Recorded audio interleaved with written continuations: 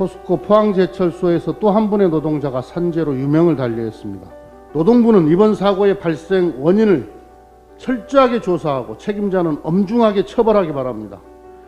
아울러 산재 사망사고가 연이어 발생한 포스코 포항제철에 대한 특별 근로감독 실시를 적극 검토해 줄 것을 요청합니다. 부당해고도 문제입니다. 지난해만 해도 타다 드라이버 12,000명은 문자로 달랑 해고 통보를 받고는 아직도 소송 중입니다. 일하고 돈을 못 받는 사례 또한 부지기수입니다. 지난해 우리나라의 임금체불 노동자는 41만 명, 금액은 1조 6천억 원 수준입니다. 포스코 산재 사고와 관련해서 한 말씀 드리겠습니다. 이 노웅래 최고위원께서 지속적으로 제기를 해주셨던 이슈인데요. 포스코 포항제철소에서 또 한 분의 노동자가 산재로 유명을 달리했습니다.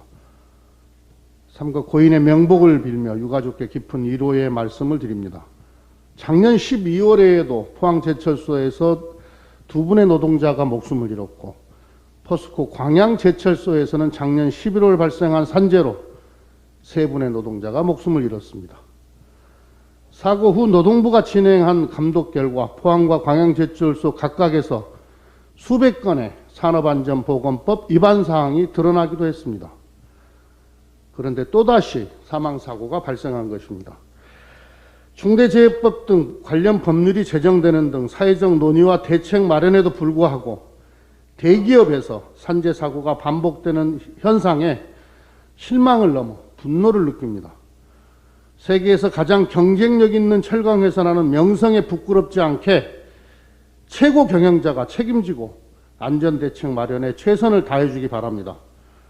노동부는 이번 사고의 발생 원인을 철저하게 조사하고 책임자는 엄중하게 처벌하기 바랍니다.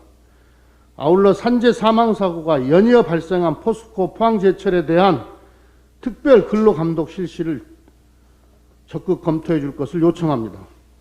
더불어민주당은 산재를 예방하고 안전한 일터를 만들기 위해 더욱 힘쓰겠습니다.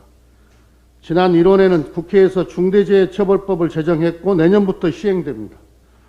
22일에는 국회 환노위에서 포스코 등 9개 기업을 대상으로 산재 사망사고의 원인과 문제를 진단하는 청문회를 진행할 계획입니다.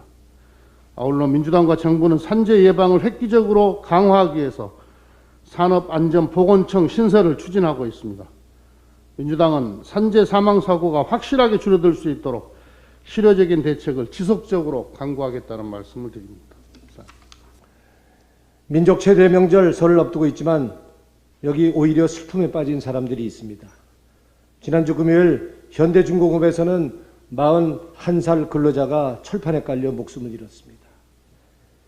이틀 전에는 포스코에서 30대 청년이 컨베이어 벨트에 끼어서 숨졌습니다. 지난 2년간 현대중공업에서 사망한 사람만 모두 6명, 포스코 포항제철소에서 5명, 광양제철소가 4명입니다. 중대재해처벌법이 제정되었지만 상황은 전혀 달라지지 않고 있습니다. 20일 열리는 산재청문회를 통해서 책임을 묻고 대책을 마련하겠습니다. 부당해고도 문제입니다.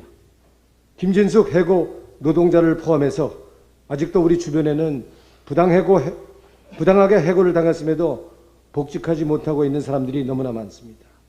지난해만 해도 타다 드라이버 12,000명은 문자로 달랑 해고 통보를 받고는 아직도 소송 중입니다. 그들이 말하는 편리한 기술은 결코 노동자를 위한 것이 아니었습니다. 일하고 돈을 못 받는 사례 또한 부지기수입니다. 지난해 우리나라의 임금체불 노동자는 41만 명, 금액은 1조 6천억 원 수준입니다. 이제 국회와 정부가 적극 나서야 합니다.